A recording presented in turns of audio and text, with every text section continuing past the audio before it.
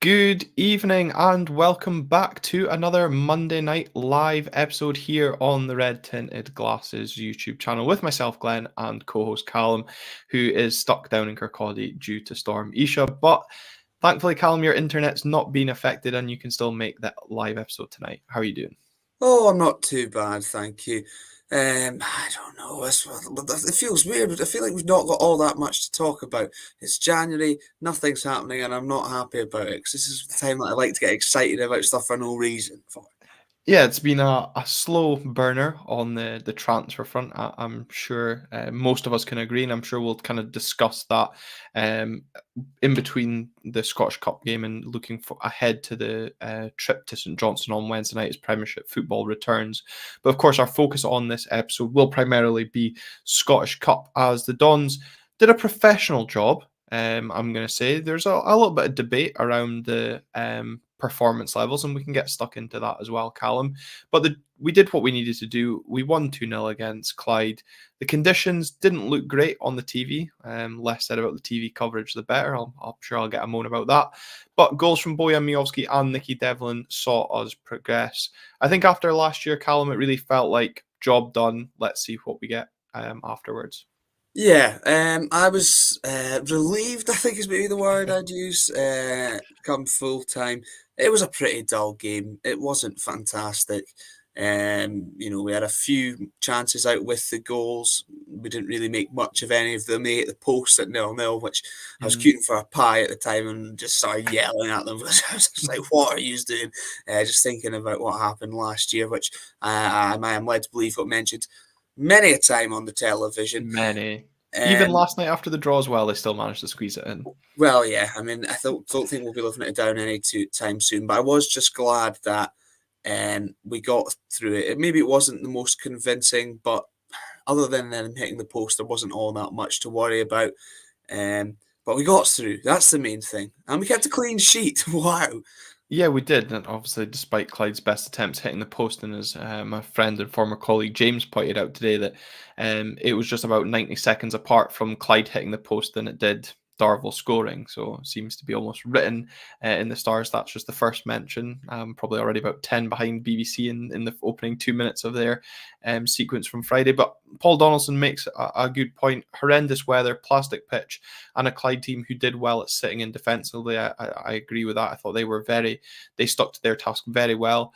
Was never going to be the best performance, but we got the job done and in the next round. I think when you look at how we performed on Friday night versus how Hearts got on Saturday lunchtime against Spartans, you can probably compare and contrast the two. I would much rather take a fairly comfortable 2-0 win rather than kind of scraping through in injury time against Spartans and almost be a minute away from extra time. But look, it wouldn't be an Aberdeen performance if there wasn't something for us fans to moan about and get wound up about. No, there it wouldn't be. However, I'll say it. At least it was the four at the back. That was my main thing going into the game. We sort of spoke on here that surely he's got to go with it. I think that was the general consensus amongst pretty much everyone. Mhm. That he had to stick with that four at the back. I'm glad he didn't have too much time to overthink it between that and our last game up at Ross County. So encouraging at least, I suppose, maybe that if he's going to stick with that. Knowing our luck, come Wednesday, he might change his mind again. However, Yeah, well, on the back of Storm Isha, I think there's Storm Jocelyn, I think it's called, coming in on Wednesday morning. So who knows if we even got a game? We seem to be previewing a lot of games down Tayside way, and games get called off. But I think you mentioned the four at the back. It was an unchanged team from the team that won convincingly against Ross County last time out. We kind of assumed in our preview with Paul that would be the case. I guess you must have been pleased to see us go with our strongest starting 11 going into that game. take myself off mute. Absolute nightmare. Yes, I was. However, I do agree with Kaiser here saying not enough width, Yeah. crosses, etc. I do agree with that. However, I was still glad that we went with what we did, and it's just imagine if we actually played that sort of formation with wingers. It would you imagine what could happen. But just happy to sort of get through the tie. Honestly, as well, however, credit to Clyde. They didn't look like a side that that should be where they are in terms of bottom of the league too. Mm, Um, you would think that maybe they won't struggle down that sort of way much longer. But it was encouraging that the fact that we at least kept a clean sheet despite Clyde hitting the post. And the fact the way we set up, I much prefer that we went to with our starting 11 and then had the chance to ring the changes. Something we probably should have done last season, and probably a way you should approach all sort of cup ties. mm. Start with the strongest possible 11, and then if you are comfortable, then make changes and give other boys a chance.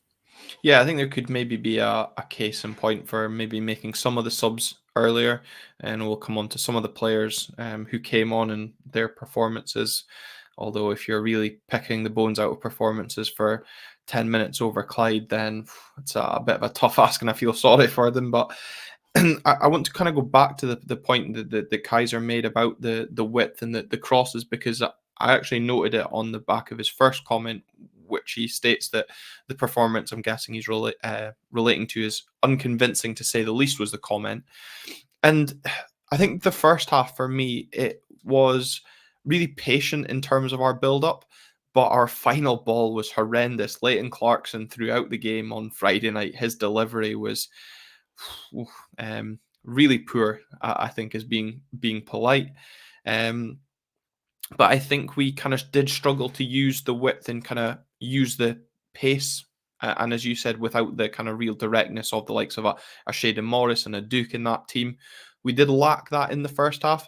And I couldn't help but feel like throughout the first half, when the camera was actually clear to see what was going on the pitch, once Bojan scored, it really felt like a release of any maybe sort of pressure or tension building, because Michael Stewart alluded to like a few mumps and groans kind of appearing at maybe a slack pass here, a poor cross there. And obviously with Clyde hitting the post before we'd even had a shot on target, as had been pointed out to me on Twitter after the tweet that we put out at full time. Look, they hit the post but they didn't score. We went up, and thank God for Bojan, because once again digging us out a hole, and another excellent finish from the North Macedonian, really when we needed it most, probably at that point of the game. That's what he tends to do, it seems like, in this Aberdeen team.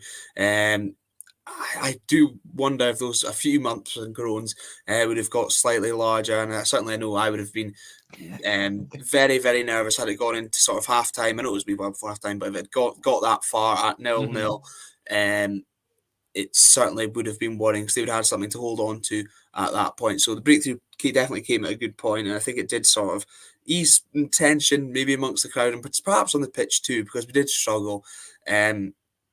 It feels like, and I guess sort of credit to Clyde once again because they did make it Mm. difficult for us. Certainly they did. But Bojan Miovski once again, and it was an excellent finish as well. He just sort of keeps performing and keeps, it kind of keeps getting better and better. And I love it. It's worrying, but I love it.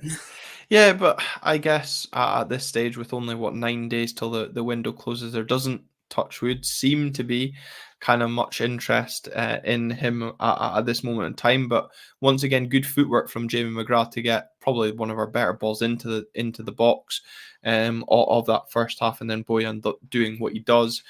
I think, as you say, we do have to credit the discipline and the shape that Clyde kept throughout the game. They didn't, I kind of felt when we went 1-0, the way Paul had spoken in the preview episode, that, we're going to absolutely run away with this here, 3-4-0. But possibly coupled with some poor play from us, but also some disciplined play from Clyde, they kept the scoreline respectable, and we struggled at times to break them down. As Paul Reiki says, probably a little bit ring rusty with some of our play. And I think, for me, that also does factor in. I did mention it in the preview, how much coming off the back of a couple of weeks off. Barry Robson saying a lot of the players got 7 days holiday. You saw both Leighton and Clarkson and Dante Polvara going on holiday together to New York. So, they did have some downtime and probably limited time on the training pitch given the weather last week as well. But I can see why people were concerned on the back of that performance. But I think cup football at these early rounds, given what we saw last season, it's all about getting through. And I think an improved level of performance is certainly what we'll be looking for come Wednesday night. Yeah, absolutely. Now that they'll be back in their groove a little bit more and take a little bit of confidence, I suppose, from a result they've been expected to get, but nonetheless, once again, given how last year went, they'll probably just glad to sort of get that monkey off their back as well. Um, I suppose, and yeah, I think there was an element of rust there. However, I'm sort of slightly not happy to give them that sort of excuse, given the complaints of, oh, we're tired, we're playing Thursday, Sunday, we've been Mm. travelling a lot, and then all of a sudden they get a little bit of a break. So it's, I don't know. I know it's difficult when they're not keeping up that match sharpness and things, but they should have been rightly rested and ready and raring to go. But it's good they've got the one win under the belt before we go back into league business, where hopefully they'll be getting back into the swing of things. Yeah, and I guess that's where, for those tuning in on YouTube, whether it's live with us here tonight or on catch up, the big talking point banner that is down below our faces is performance versus progression, because that did seem to be the kind of hot topic of debate on Friday night come full time. Like as I said, I called the performance professional. And I heard the commentary team on Saturday during the Hearts game refer to our performance as professional, when trying to claim Hearts were doing the same. And then a couple of minutes later, they conceded an absolute worldie against Spartans. But also, look, some members of our support were unhappy with the level of performance. And look, the good thing about football is you're entitled to your own opinion. No one's going to claim our opinion's right. No one's going to claim someone saying that performance was terrible is wrong. Because I can totally see why people were frustrated with that performance. And, Kaiser referring to the kind of probably point in case with this, where when it comes to cup football, we should be getting through. That's all that matters. But we should be comfortably beating a team like that 4 or 5-0. And I think there's probably is an expectation amongst the support, bottom of League Two. You're turning up and we should be dismissing these sides with no bother. But we've got through. We kept a clean sheet, as you referred to, and despite Shaden Morris going underneath the advertising boards, we didn't pick up any injuries. So really, job done and all good on that front. On mute, off mute. It's an absolute disaster over here, Glenn. But yeah, I'll tell you what, I wasn't happy when Shady got thrown under the advertising boards. I was not a happy boy at that point. But yeah, we got through unscathed, I suppose you could say. And I am just happy that we are through to the next round. And, we've got sort of for the players, got that monkey off the back for the ones that were still there last season. And yeah, I mean, we would have all loved for it to have been a lot more comfortable, Mm, perhaps, than it was. I still think, as far as 2-0s go, other than them hitting the post, it was relatively comfortable. There was no yeah. hairy moments once we went 1-0 up, really. And that was sort of all we were hoping for, I suppose, off the back of last season. Just professional, get through the tie and see what happens from there on. And we've been sort of we've lucked out with the draw, I could argue. Yeah, I know the my heart supporting mates have messaged saying, "What are we bribing the SPFL and SFA with our cup draws this season?" But it's about damn time we got some generous cup draws, because they've not been favourable to us in recent times. Was there aspects, Callum? You've mentioned the width already on the show, but was there aspects of the performance that frustrated you at all, as someone that was a paying punter down there? Because I'm sure your experience being live in the stadium was totally different to mine. Certainly being on TV, it looked really windy, really rainy. I mean, as I said, it was like me and you going for a walk in the rain, watching that on TV, because you kind of see anything as soon as a bit of raindrop gets on your glasses. Felt like sometimes it was steaming up in the second half. All you heard was the occasional squeak of them trying to clean the camera. And every second word seemed to be Darvel. The Mm. coverage of the game was atrocious. But on a performance point of view, somebody replied to our tweet after full time, and apologies, I've forgotten the name and I don't want to get it incorrect. Said if we were happy with that performance, we are part of the problem. Now, I feel that is a slight exaggeration, but I can see why people weren't, as I've said, I can see why people weren't happy. But what aspects, if any, were frustrating for you of the performance on Friday night? Well, I think we didn't really test their goalkeeper all that much. Some of it was a very slow and laboured as well in Mm, terms of the build-up play, and then the final ball. Once again, it seemed to be a lot. Well, it's been a lot of the problem for the most of the season. Once again, I do have sympathy again because the conditions were bad. hmm A lot of the time, to be fair, thankfully I was wearing my contact lenses. Otherwise, I'd had the same view as you because it was Yeah. just getting blown into our faces. Most of the time, that was when I wasn't trying to clean gravy off my jumpers. The pies were good but messy. Um, but yeah, it wasn't. It wasn't convincing, I wouldn't say, but comfortable. At the same time, it kind of was. And in terms of just getting the result, it certainly on paper looks comfortable. But I do agree with Kaiser there saying it was sort of lackluster, ponderous football, and I think that a lot of that comes from the lack of width. hmm Up at Ross County, this sort of setup certainly worked, and it's what we wanted to see. But you can't help but think with a little bit more direct, a little bit more pacey players, in the form of wingers, God forbid, hmm it could have been a lot more comfortable in terms of just getting at them and making them a little bit more comfortable. Because when we're ponderous and sort of lackluster and the build up slow, it plays into their hands. They're looking to just sort of set up, be organised, be structured, make it frustrating for us. I think that they did. So credit to them for that. However, without any disrespect, they are bottom of League Two. There are a lot of their players that are playing are part of the reason they are. And okay, they don't look like they should be, but there is a reason they're there, and we should have been hmm more comfortable, and we should have caused them more problems than we certainly did. You would feel. Yeah, and look, in the debate about performance versus progression, I think you and Grant's spot on. Fortunately, it's a results business. We won the game, we progress. And, come May, if we're sitting lifting the Scottish Cup, we can but dream. No one's going to talk about the performance in beating Clyde. You look back to when we lifted the League Cup under Derek McInnes. We were absolutely terrible against Alloa, needed penalties. Nobody speaks about how bad we were that night when we were lifting the cup at Parkhead. So, look, we could sit and speak about the performance for a long time, but cup football we got through, and we face Bonnyrigg Rose for the first time in our competitive history. Another team in League Two, Bonnyrigg Rose, of course, one of the successful teams from the pyramid, gaining promotion from the Lowland League back in the day.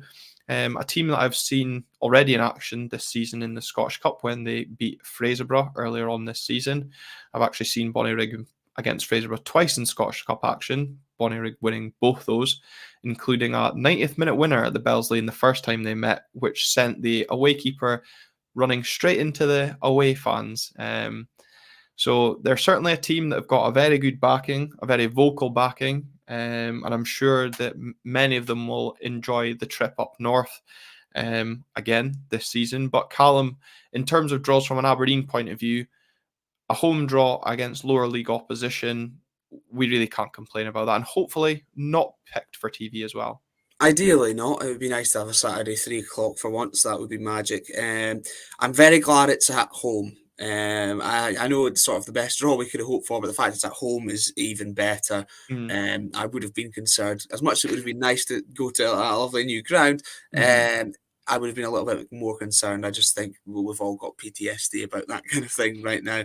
Um, but it's all we can really hope for, and hopefully, as Kaiser says in the comments once again, I feel like I'm just referencing him. I don't need to be here. But £10 to get in for that game, surely. If they price it reasonably, it would be magic for that home draw. Get it as close to sold out as possible, and look, it's a chance, to get people in the door that maybe wouldn't be bothered normally. The fact it's a lower price, and then that's you can perhaps keep them along if it's a good performance and a good result, and they catch that cup fever. That would be magic. But it's the best we can hope for. And my dad texted me saying potential banana skin. I said at least it's at home.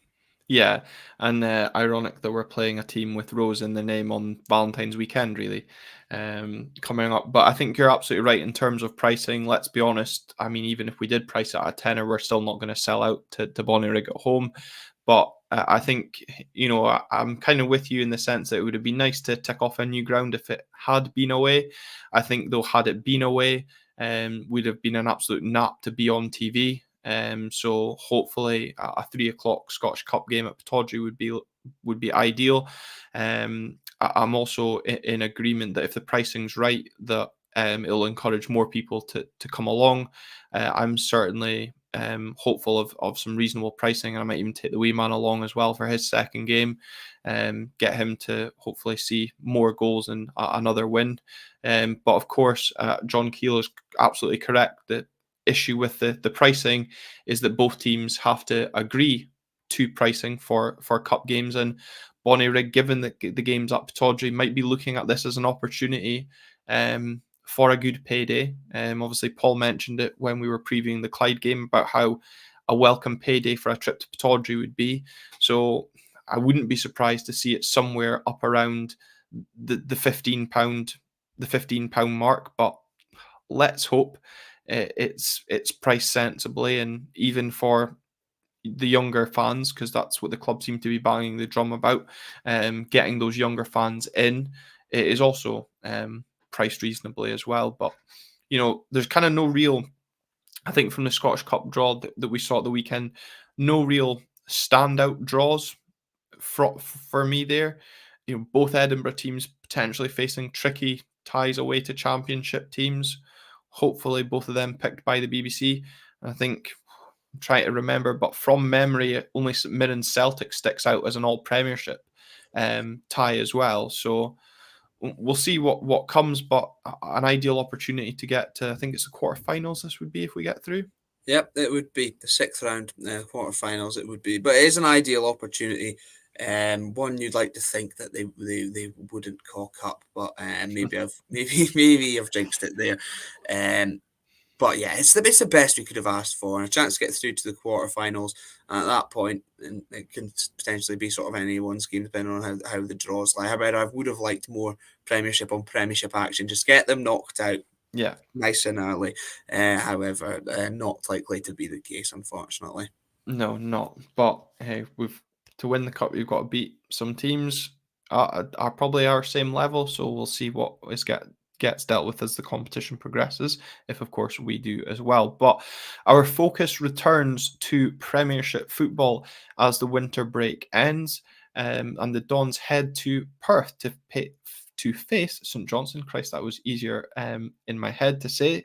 And Callum, this is where it really matters. We got the right result on Friday night against Clyde. The performance maybe wasn't all there, but showing signs of clicking into gear.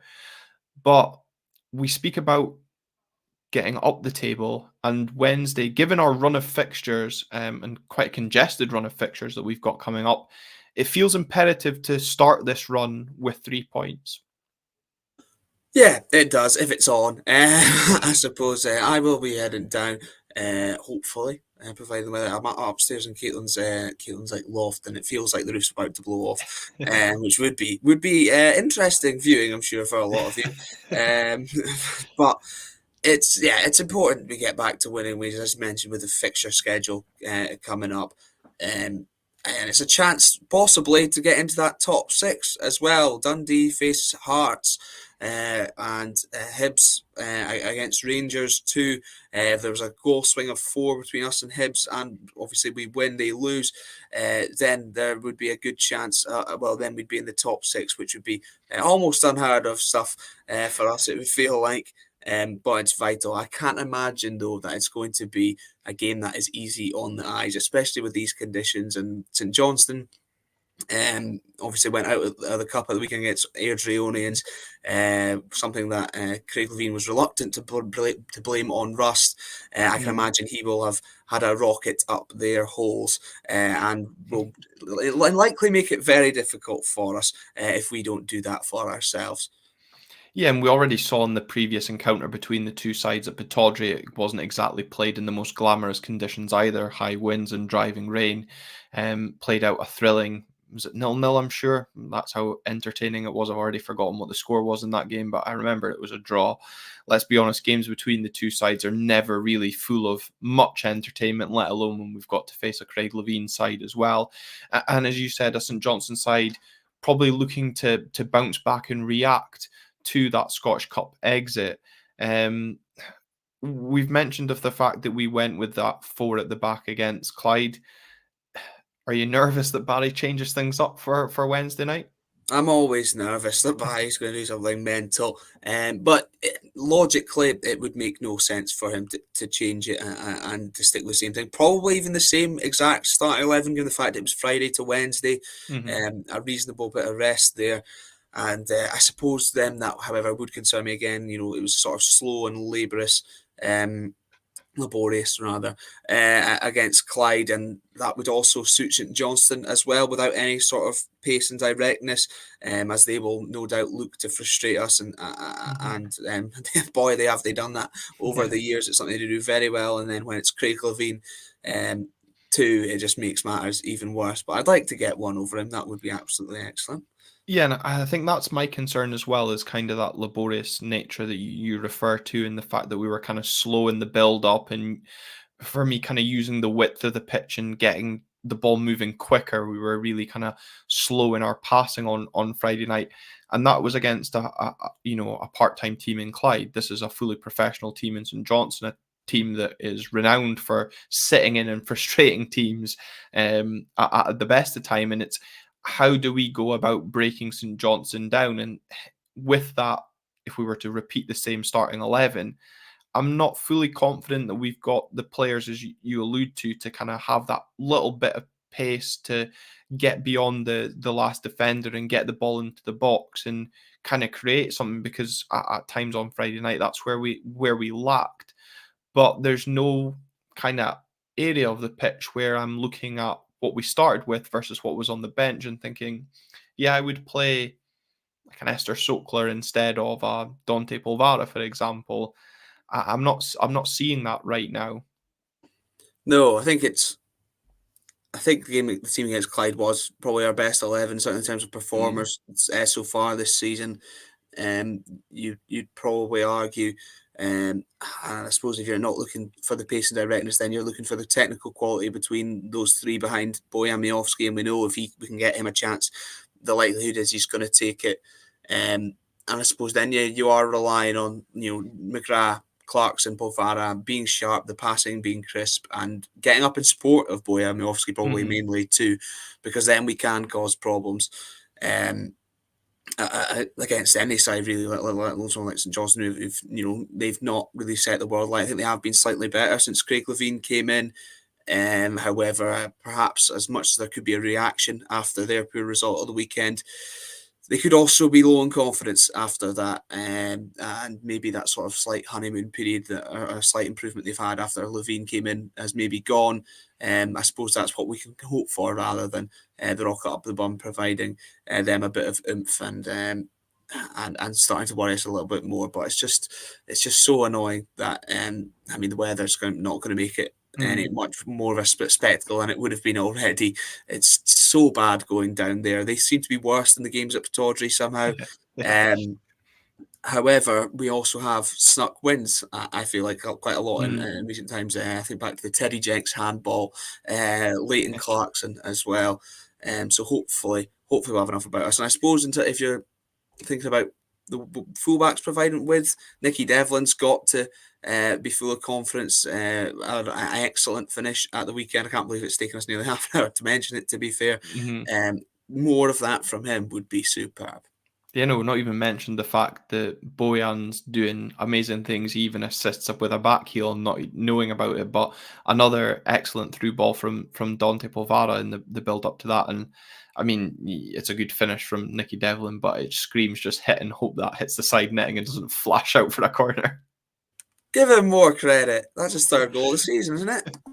Oh, he's absolute flying goal machine. Feels like he's almost our second top goal scorer with the way Bojan's carried us at this rate. But you mentioned about the league, and I'm just looking at the league table just now. And Dundee travel to Tynecastle tomorrow night, or today for those maybe listening on audio, depending when Callum gets the episode out. So that we're sitting currently 14 points behind Hearts, and of course we travel to Tynecastle at the weekend as well. So this kind of really feels like a really important couple of fixtures for the Dons, because potentially we could find ourselves 20 points behind Hearts come Sunday if things were to go terribly, or the game is off tomorrow night as well. That's mental, isn't it? In January, but yeah, it is massive. We need to get points on the board as soon as possible. This being one of our games in hand over some teams as well. That's the games in hand probably providing people a lot more confidence. Yeah. However, it means absolutely nothing. Should we not win those games, and we've got to start with that. That being said, as much as I'm expecting a terrible game, if it's a terrible game and it ends 1-0 Aberdeen, then I will not give a jot. No, absolutely. And I think that's what we've got to be hoping for, that the kind of conditions don't really affect the game too much. And I guess might actually benefit us in a sense that we kind of played in some of those conditions on Friday night, because by all accounts the conditions that St Johnstone played in yesterday, they lost on Saturday, were a lot calmer than what we played in on Friday night. And well, the players certainly didn't look like they were enamored to be training at Cormac Park today. It was a cold and windy session for them. But yeah, no, it's like I said, with the run of fixtures that we've got coming up, of obviously a trip to Tynecastle this weekend before Dundee at home, and then Celtic at home as well. We speak about pressure on the team, but it could quite easily swing back round on Barry Robson. He's got the support turning with the fact that he's changed to move to a back four. Whether it's that sticky, terrible 1-0 win, or a free-flowing 3-4-0 win, it kind of feels similar to Friday, as long as we get that result. Yeah, that's sort of how I feel about it, especially just with consideration of how our games against St Johnstone seem to always go. Let's just get fucking points on the board, shall we? I'm not bothered how it comes. It would be nice to start playing this free flowing attacking football at some point. I suppose we sort of did see that up at Ross County, which I guess gives encouragement. However, I would just like us to start winning games regularly first, really. It sort of feels like kind of where we were when Robson came in terms of we're not bothered how it comes, just start getting results, and he did do that. Yeah. So if he decides to start doing it again, that would be absolutely superb. Yeah. However, I'm sure people have their doubts. Yeah. I don't know if you've been using Red TV over the last few weeks or that. Did you see Keller Rose's pre-match interview ahead of the Clyde game on Friday? No. I did not. No, certainly he was asked about his future, and since you are keen to know any transfer rumours and probably clinging on to the tiniest bit of hope, said he was not prepared to speak about his future. Said he was happy at the club. The club he feels are happy with him, and he'll leave it at that for the time being. Certainly, if you watch the interview and listen to it, it sounds like he comes across a bit prickly, a bit not in the mood to speak about it, and rather focus on things on the field. Could we be reading too much into the reaction? Because I kind of personally feel that there's that sense of inevitability with a second child on the way, that he might actually leave in the summer. It sort of feels like that, and Skolskar mentioned Roos is away. It's no secret he wants to bring his kid up at home. You would have thought the extension would have been done long ago, possibly last season with some of his performances. By now, and the fact he doesn't really want to speak about it. I know I've not seen it myself, but it sounds a lot like let's just start preparing ourselves for another new goalkeeper next season. However, it is a concern. However, I just don't know, given the way we've replaced some players, if we would do that correctly. But they've got Mhm. plenty of time, plenty warning, you would Yeah. hope. Yeah. Um, And sort of, we've got 9 days left of the January transfer window.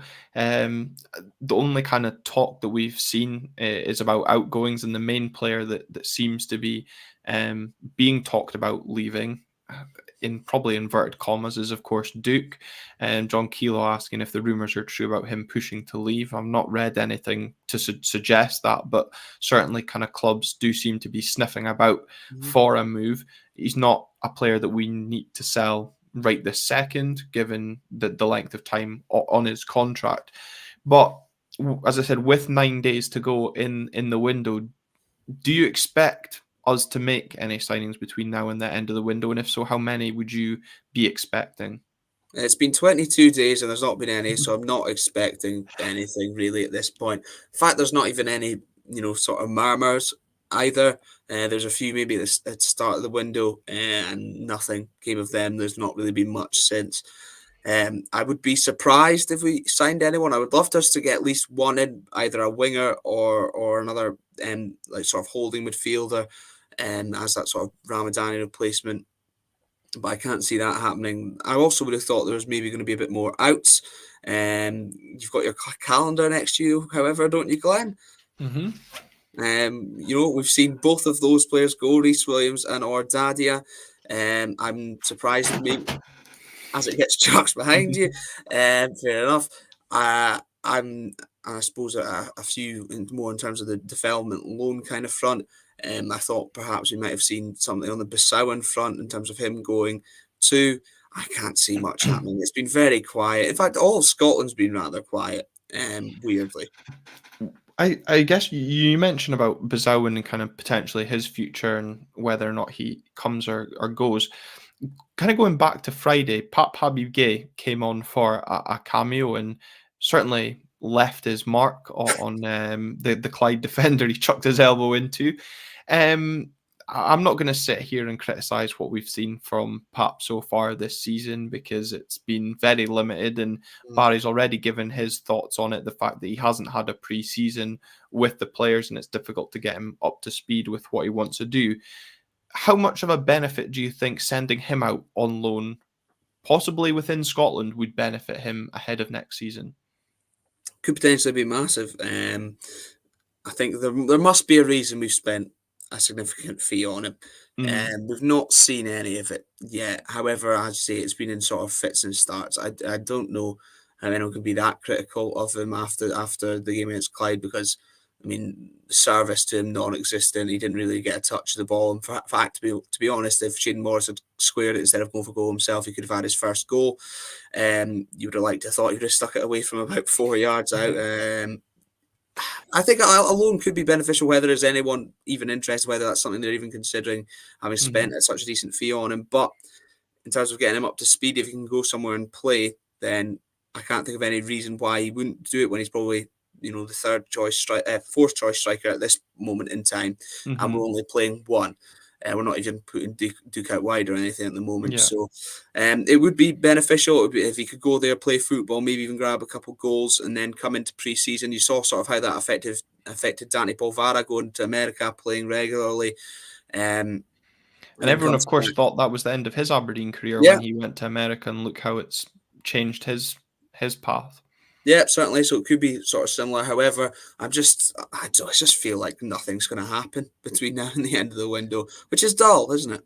I guess for maybe some of the loans, it's maybe we're holding off until near the end of the window, given that, if a bid of significant money came in for a Duke or Bojan, then the clubs feel maybe the hands tied, then who knows? So it could be a busy last day, but Aberdeen don't tend to do busy last days of transfer windows. As you mentioned, your January calendar, if you've got that particular player calendar, is completely useless already this month with Ordadia completing his return back to Israel. Both him and Reece Williams featuring in no competitive minutes for the club. The Aberdeenshire Shield, I'm not really counting that as competitive minutes. Um, So yeah, a really kind of unsuccessful stint at Aberdeen for both. Probably the most action was getting flung across by over my shoulder there on the calendar, for both players. And begs the question. Neve from my work said, we should maybe just start single player calendars. I know the club did a retro calendar this year Mm. instead, but the January curse strikes again for the calendar. I would buy a single Slobodan Rubezic calendar. I don't know about you, but I would be fully on board with that. Does he have to have Um, a shaved head or not, though? 'Cause he just could doesn't look the mix it up. same. Could mix it Oh. up. I did think he looked odd. I'd much prefer him with his shaved head. He looks a bit more mental, and I enjoy that. But yeah, I would certainly invest in that. If he can mix it up month to month, perhaps I'd be Mm. on board. An Angus Um, MacDonald calendar would sell well, I'm sure. Oh yeah, I reckon it probably would. But again, another player that there's been rumours about, which once True. again seem to have died down massively. It's just all very, very dull. But I don't know. On Reece Williams and Ordadia, they can't have been Barry Robson signings, can they? No, he wasn't interested in them, was he? I certainly feel the latter wasn't, but if the former was a recommendation from Leighton Clarkson, then I feel a bit sorry for Leighton Clarkson because he's been massively let down by allegedly Reece Williams' attitude and application when he's been here. But yeah, he's now playing alongside Funzo Ojo and James Wilson at Port Vale, and I'm sure there's another Aberdeen player in amongst the Port Vale ranks as well. So who'd have thought it? I might go down and watch them. That sounds like a right laugh. What a Um, spine of a team. exactly. Funso Ojo. I'm Reece pretty sure Williams he's probably. captain as well, Funzo That's Ojo of Port mad. Vale. The thing is, Reece Williams out of those three is the one who had the lowest impact, and that's despite the fact that expectations being so high from him coming in from on loan from Liverpool. That's sort of wild. Yeah, isn't it just? In terms of any other news, I guess we should congratulate young Dylan Lobbin and Alfie Stewart on their contract extensions. Alfie Stewart's now gone on loan to Peterhead.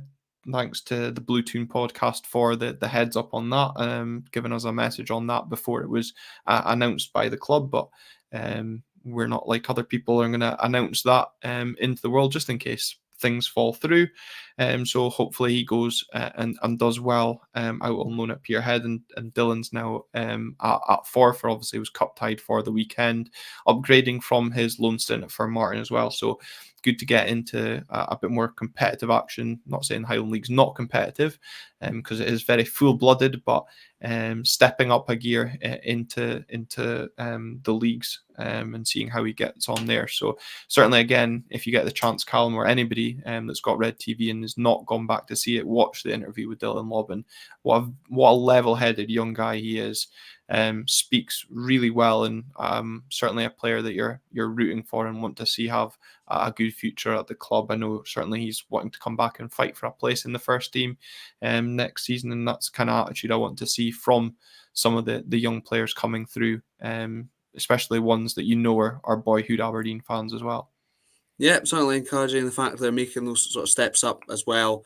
Um, After signing new deals can only be a good thing. And I suppose for them playing at level at such young age as well, they're getting a good grounding because it's, for a lot of these guys, well, for almost all the other ones that are on loan from Mm. clubs high up the pyramid, um, they're working other jobs and the football really matters to them. It's not this glamorous lifestyle that perhaps you get in the Premiership, if you can call the Premiership like glamorous. But they'll certainly learn a thing or two, and playing against a lot of experienced pros, hardy chaps, I'm sure. It's encouraging. And the fact said he wants to come back and fight for his place next season, he might have a chance to do that if there's a barren faced shaped hole in the midfield. And who knows, Graham Shinney's not getting any younger either. The other big news, which was announced this evening on Monday before we came live, was that there'll be no winter break in January next season in the Scottish Premiership. That is due to the increase in European group stage games, increasing from 6 to 10. Hopefully that's something that we are partaking in, although I'm sure if we've got a trip to Dens Park in January, we'll get a winter break, judging by the state of their pitch. Oh, Tayside anywhere, it would seem. But yeah, I'm glad they've got rid of it. I don't know if they'd have wanted to. However, it was just I don't. It was total nonsense, wasn't it? And the fact it Mm-hmm. was like a winter break, you can maybe understand, but it was far too early kind of for that kind of thing as well, because then the weather it gets worse throughout January, before things are getting better in February. You are welcome. This is Cam Wright, not Sean Batty. So yeah, thank God they're getting rid of it, and it'll be January's will be a bit less dull, perhaps going forward.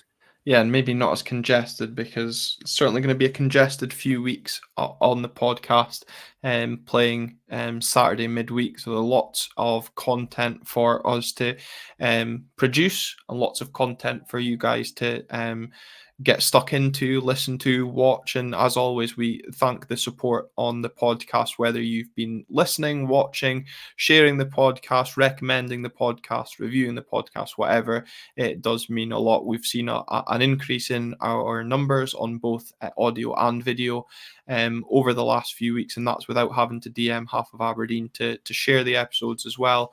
So we do really appreciate those of you that like the episodes, either here on the video or give us a rating on Spotify, Apple Podcasts, wherever you tune in. It helps progress the podcast to further reaches. So thank you from both of us for that. Absolutely, and happy birthday. I almost said Jimmy Neal there. That's sort of completely different. Jimmy Neal, 75 years old today, been a Dons fan for 70 years. Oh, wow, you've seen some stuff in that time. Happy birthday. Hopefully the next podcast will be a decent one for you. Yes, indeed. Happy birthday to Jimmy. I'm sure he's had a right battering up in Shetland with the weather, both from the snow and the wind as well. So I'm sure you've enjoyed the podcast. It's not been too negative, I hope, for you, Jimmy. And as Callum says, hopefully a positive one to look back at as we review whatever happens, providing there's a game, of course, against St Johnstone, and look ahead to that trip to Tynecastle at the weekend. Callum, though, you might not be joining me because, of course, you get the keys to your new flat. So all the best with your flat move. And we'll see who is the able deputy in the co-host seat. But thank you very much to everybody that has joined in the stream tonight and who's tuned in via catch-up, either via audio and video. Thanks very much for listening, watching Red Tinted Glasses. Until next time.